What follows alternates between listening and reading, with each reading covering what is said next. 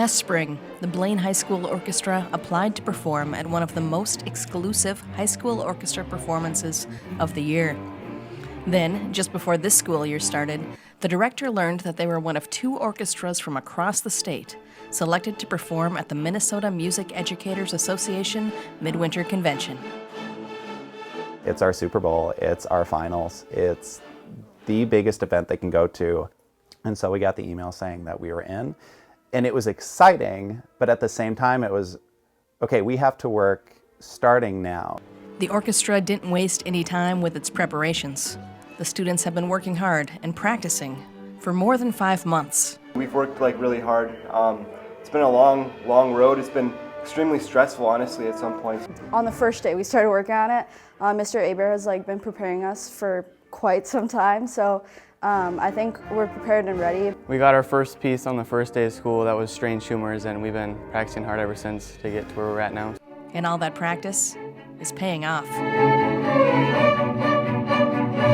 If you're doing it, you're going to improve and get better. There's never a thing in music where it's like you try and you try and you try and you just cannot do it. Because we're always going to make sure we choose music that's right at their ability level. We're not going to choose some insane symphony that only the professionals can play, right? But we're also not going to choose anything that's too easy. So finding where they can peak from September until February it's tricky, but it's worth climbing the mountain.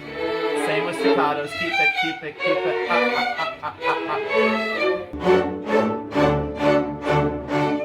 We have everybody now at a point where they're hungry about their own sound and their own musical development, and that's why they're doing so well.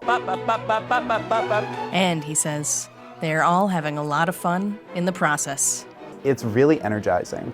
Again, because I think a lot of times it's easy to characterize school as, kids are tired or they don't necessarily care, which is just totally opposite to what we see here. They're invested, they care, they're determined, they work hard, and because of that, they experience success.